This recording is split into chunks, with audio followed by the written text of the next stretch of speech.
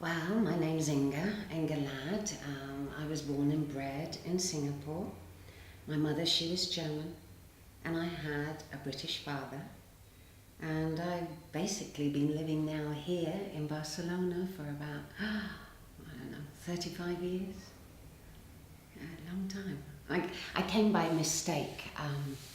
I was going through a divorce, and so I thought, well, I had a girlfriend, she was living here, and she invited me to come for the weekend. And then I met my second ex-husband. So, and obviously, I mean, he's the father of my children, and I decided to stay here, you know. So I came for an arts exhibition at the Princess Sophia Hotel. That was pretty cool as well, you know. So, and the friend I came to visit, Jilly, who's still, I mean, she's my sister. We both went through weird and wonderful things as children, and we started renting an apartment together in England. Yeah, and then she left England, came here, and I followed her, you know. So that was quite cool. We became mothers together, and we were, oh God, it was all crazy, you know, so nice. Wow, the biggest transformation in my life. It sounds like a bit of a cliche, you know, or a bit of a topic, but due to circumstances and geography, I've had quite a few. I think the biggest trauma for me in my life wasn't coming to Spain. It was because of the cultures. I mean, I really, here one of the shocks for me, I'd never seen a bottle of Butano in my life, and I didn't understand how a nation functioned on buying water. You know, I thought, God, they're prehistoric. So that was really heavy, and we still have Butano here today after 35 years. It's like mad. But I think my biggest transformation for me wasn't coming to Spain. It was leaving Singapore and going to England. The fact that I'm British born, under a British flag in Singapore. I belong to British colonies, German mother. But I really lived a kind of, not Peter Pan, but a Jungle Book existence, you know. I had a beautiful childhood. The few years I was there, you know, it was idyllic. And then they took me to this country called England, and we got off a military airplane. I think I was about 12 the first time I came. And I was told to wear a balaclava and jeans and big boots and an anorak. I'd never seen these things, never mind wear them. I mean, I used to run around, swing off the trees, you know, like a monkey. I was always following my elder brother and my twin brother around, you know, with their friends. And I literally grew up in a pair of knickers and flip-flops. And so when they gave me all these, Jesus, I think I went into some kind of, you know, depression. And then the English families as well, all these colonies coming back from India and from Singapore. I mean, they had nowhere to put us in England. We were thousands. And they didn't know what to do with us, you know. And for my mother as well, it was an absolute click. And they put us into these boarding houses, like Airbnb accommodations, and we were packed in there like cattle. Now, if you imagine, I came from this great big white house on the hill. I mean, my father, he was quite high up, and we had manservants.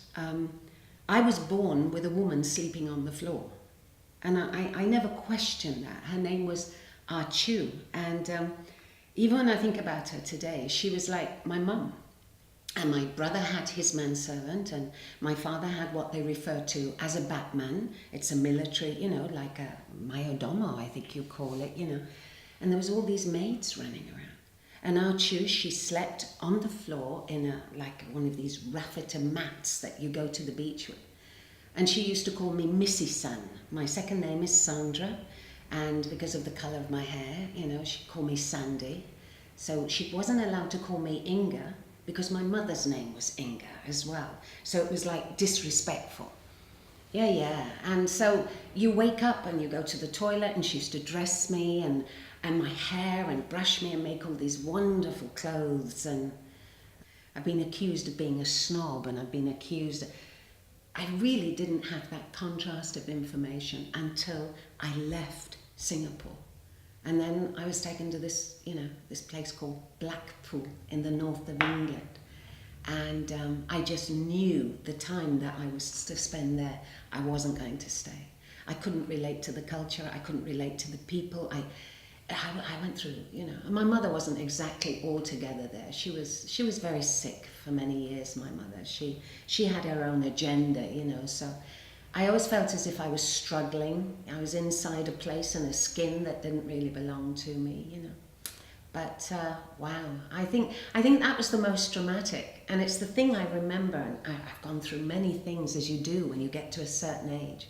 I've had a very colourful life, you know. Time for me basically means, and I'm separating them because I think they are separate. I'm still here to tell this story. I mean, I am a survivor.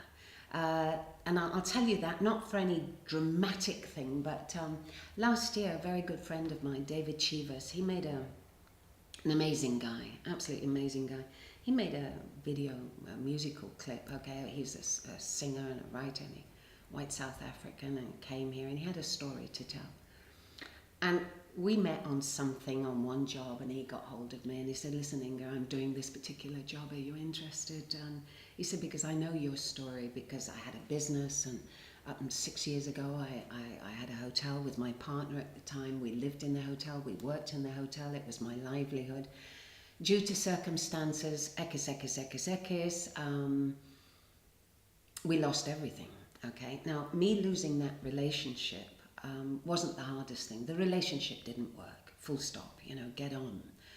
You cry for a couple of days, or you go through what you had to go, but the emotional break, if something doesn't work, it doesn't work. I've never stayed where I'm not wanted, never.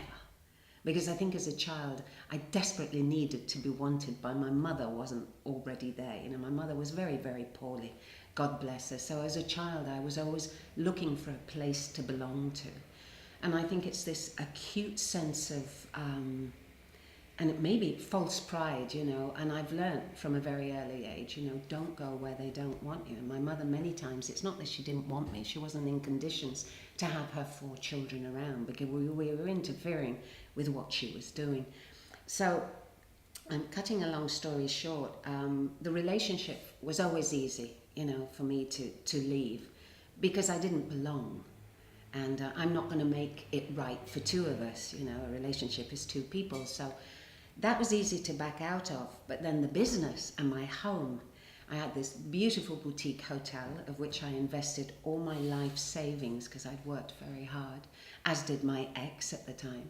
But he went back to the country of his origin and he left me with the baby, you know, to solution and sort out. And thank God to an accountant and an amazing economist, they said to me, Inge, close the doors, you know. And I remember it was New Year's Eve, the hotel was it was full. We had this amazing, spectacular dinner party. It was all ooh la la. I'm very good at entertaining. I was the front of house, and I have this incredible personality of people actually coming into my house and they're spending their hard-earned money, you know, on this particular, so it was my duty, it was just my duty to give and to make them feel happy. And we had these amazing parties. And that was on the 31st, and on the 1st of January, we closed the doors, you know, because we had a mortgage of $8,000 a month, which was irrelevant to the money we were making when Spain was functioning. But tourism, like service, like quality, just went downhill in this country. And this is my country, it's my place. I've been here for 35 years. I've worked here, I've gone into the system here, I've lost everything I had here, I've been a mother here, I've been a lover here, I've been a wife here. You know, I've done it all. And so you lose all of that and you think, due to what? Circumstances, greed, I bought into the system, what part am I responsible for? This blaming the banks, this blaming. I was taught at a very early age by my father, God bless him, who was killed when I was 15. You know, assume your part, assume your responsibility. You are responsible. You know, it's very easy to say it's your fault, and it's his, and it's my ex, and it's my mother and my father. And what have you done in all? So I started assuming my part. Ignorance, a lot. You know, I thought I could run businesses, and I wasn't a very good businesswoman. I was, you know, front of house, and it showed me not my limitations, because I hate this word. You know, you realize your limitations. There are no limitations. Absolutely done. You do. And my biggest thing, I think one of the nicest things I was ever given as well, when I don't know how to do something, I ask for help. I don't mind wearing my heart on my sleeve. I'm vulnerable.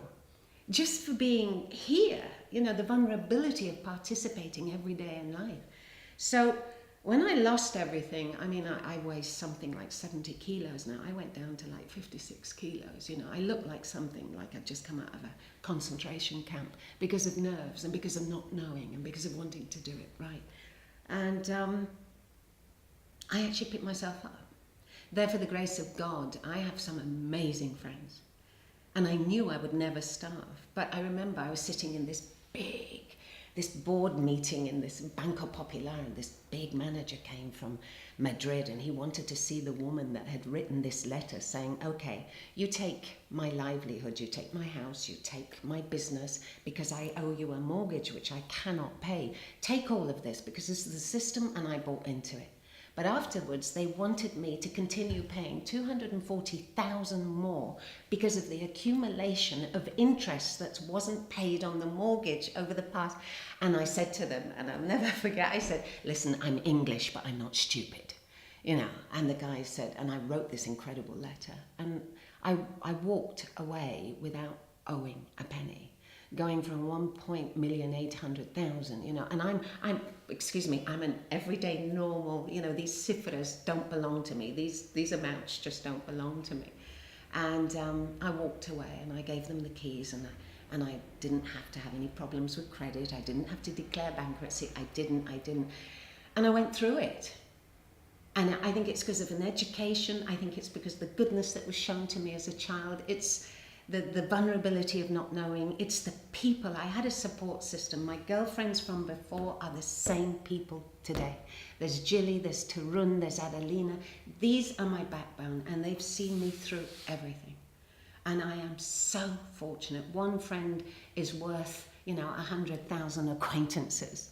Because you can drink in a bar and go and do this and go and do that, but the lonely nights and the not having something to eat, really come home.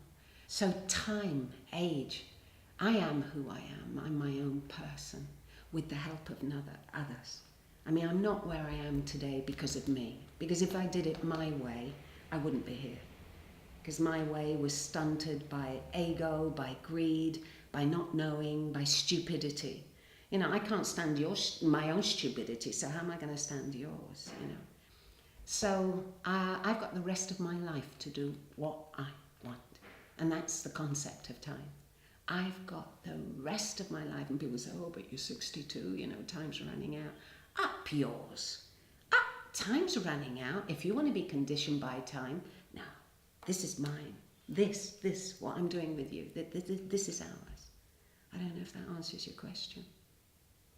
And it's amazing. They were very hard then, but now in retrospect, you look back and you're here, and so you forget how acute it was and the suffering and the turmoil. But I think one of the biggest things for me is when I was told I was too old to work.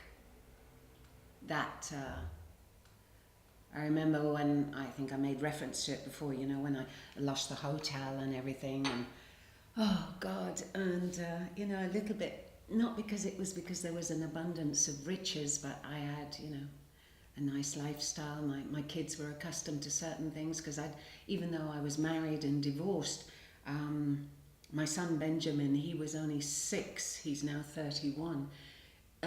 He was 6 when I divorced his father, who, we're very, very good friends. We have been for years, It was Benjamin's birthday last month, and we're all together, and it's wonderful, and I think that's amazing, And Benny's been very grateful for that. He's always said to me, I'm so happy I never saw all of the crap that all my friends saw, But we'd all had a comfortable life, nice accommodation, kids had decent education, I could do basically what I wanted to do, and then I ploughed everything I had into this hotel, and due to a relationship that wasn't pretty cool and blah, blah, blah, and then you lose that, and then I was 50, how old was I? Probably 55, and I was exhausted. I think it was the first time in my life physically I thought, this is it, I've had enough, you know. It's a time of your life where apparently you're supposed to have pensions all going and all this life-saving schemes and plans, and you're supposed to be sitting back, and I never had the guy at my side, but I had me, and I thought there was going to be some kind of, you know, it'll be all right when I get old. And it isn't. I still feel like, you know, I'm ducking and diving sometimes, the struggle. And so I lost that, lost my home, had to go into rented accommodation, again, thanks to a friend. I got into a place which I paid a minimal rent, and I didn't have to pay 2 or 3 months deposit because they knew me. So my person in itself was my calling card. It was my own validation, because they knew, in spite of everything that had happened to me, if I would pay. You know, I have this enormous sense of responsibility. I never had it when I was younger, never. I would take what I wanted when I wanted. I was just, oh Jesus, when I think about it, I was extremely selfish. And if I want that, and you know. And so due to experiences and learning from one's mistakes, I did learn. I did, thank God. You know, I kind of learnt the hard way. Because I know what's right and I know what's wrong. There's no excuse. You know, if you do this, you just know the consequences. I've always had this enormous sense of righteousness, you know. And I was filming something the other day, and somebody said to me, you know, why do you always say sorry? It's like you're apologizing. I said, no, it's the British education, darling. But I really do say, you know, I don't like causing any kind of, you know, problem for anyone. So, but sometimes I've created the problems for myself, I think. And getting back to the original question, it was very, very, very hard for me to put myself back together.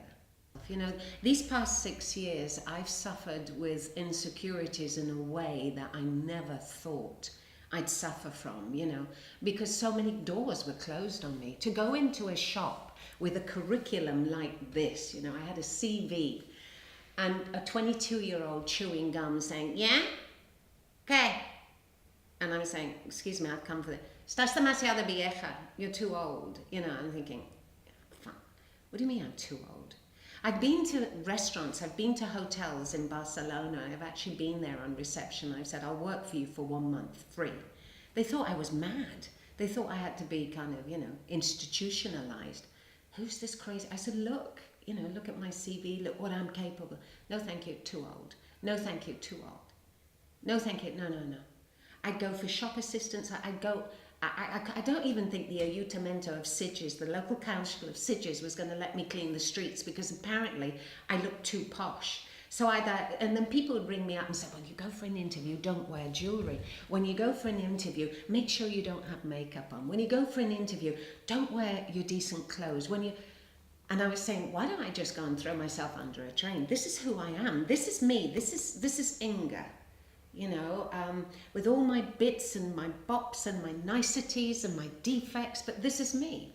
And I was being told, don't take you into the equation. Don't be you. Just be anything, because you're too much.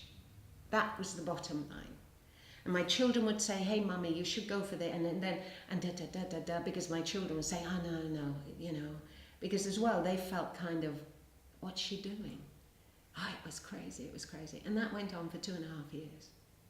2.5 years, knocking on doors saying, please, can you give me a job? And the phrase I went to bed with, you're too old. I think it's a stupid question, basically. I've been asked that so many times, and I don't know if I'm supposed to position myself anyway, you know, talk about, oh, Jesus. It's like a topic, you know, and I think so much crap has come from that, you know, and I'm talking about me now, each to their own, you know, live and let live. But it's almost an excuse to get away with a lot of cobswallop, blah, blah, blah, blah, blah, blah. And in the beginning, it's like unions in the beginning, you know, go back to the beginning of the 19th century and people in the unions and workers and and you go back to the beginning of the suffragettes and all of this. Were there reasons, were there rights? But everything is always to the extremes, you know. And I have been asked this question before on several occasions. What does it mean? Well, I don't know what it means being a woman. I know what I feel like as a woman because I'm, you know, I've never been a man. So, I mean, that's the opposite of this question. What are we talking about? There's a person here, you know, my gender, my sexual, I've got boobies and I've got this and but I have, funny enough, one of my girlfriends, I was criticised recently because of some of the marches and what's happened in the States, and I should be out there, you know, like, oh, Inge, come on. And I said, no, I'm working. Oh, well, we're working as well. You should be there. And no. Why? Yeah, collectively and in da-da-da. And half the people that were there in this march last month, okay, here, was it last month? No, what are we? Yeah, it was last month. You know, half of them didn't know what the hell they were there. It was an excuse to get a day off work, and transport was paid by local council officers, you know.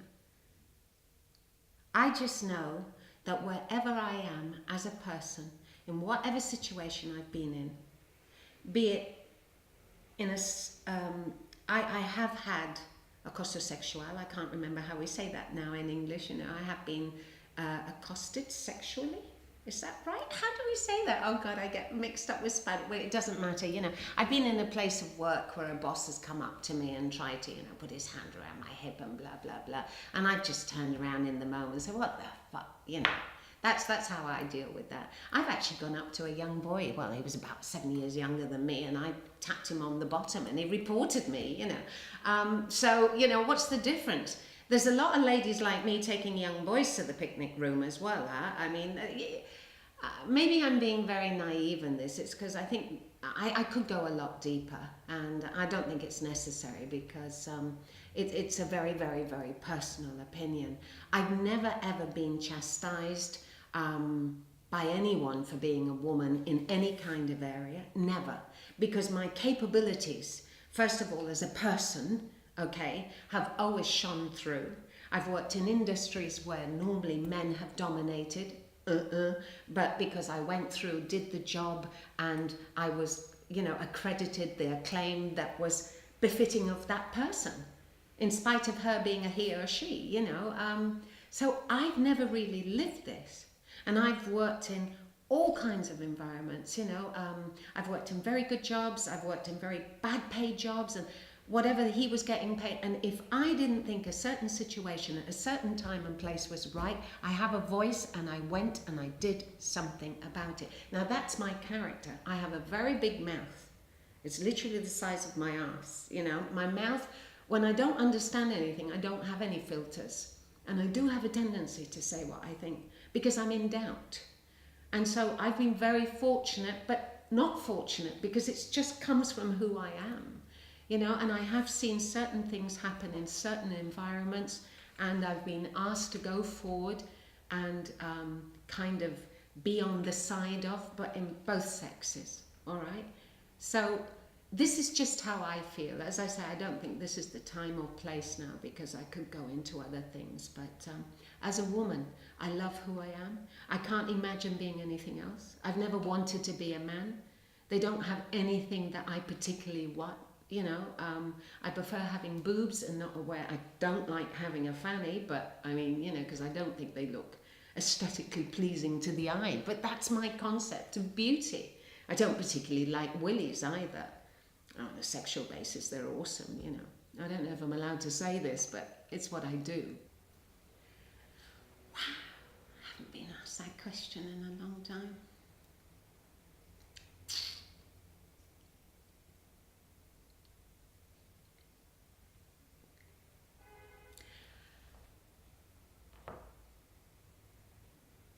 I go back to her and say, it's going to be okay. Don't worry, it's going to be okay. And when I was 14, my mother,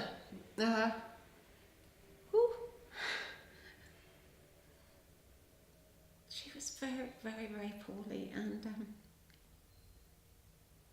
I didn't come from a functional background, and consequently, I've been able to accept that over the years, obviously, you know.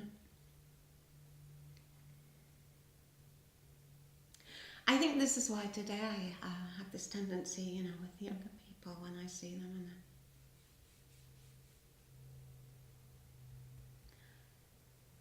this enormous sensation of saying everything's going to be alright. I was very, I never knew that, you know, 1 year later my father he was killed, but prior to him dying, you know, my household wasn't the best place. And I had such a broken education as well, due to being changed all over the place, and it wasn't easy for me to make friends because I was always contemplating how other people lived, you know.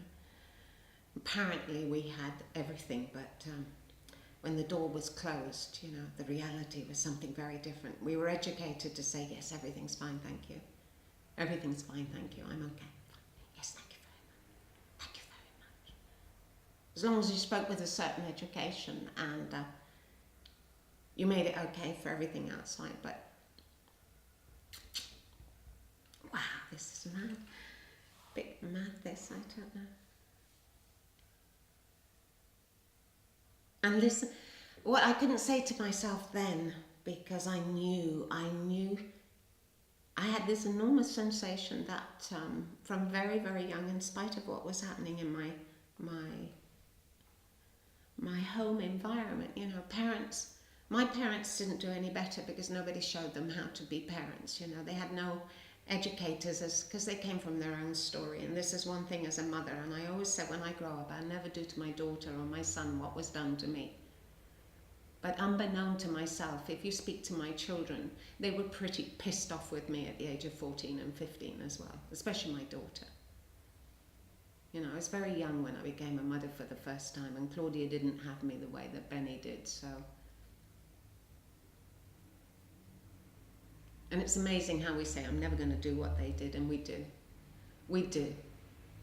And all I can say, you know, my mum, she gave me the best she could, in spite of everything. And my father, God bless him, I hardly knew him, you know, but we didn't have a lot. There wasn't that, you know, I would want to go to girlfriends' houses at weekends and stay there because their mama, they made meals 3 times a day. I never knew when I was going to get a meal, you know, because depending on my mother. I remember once I came home from school with my twin brother and I wanted to go to a party, and everybody was getting dressed up in a party dress and socks and shoes, and we went home and we were knocking on the door, and she was obviously in a blackout or something, and she didn't open the door. And we were sitting on the doorstep, and couldn't get in. So we went to the party, but I had to go to the party in my school uniform. And I had the same clothes on from going to school, you know, and I was feeling so left out. I was feeling, or you'd go home one day and you couldn't get in, and she'd throw money out through the window, so you'd go to a cake shop and buy 50 pennies worth of cakes, you know.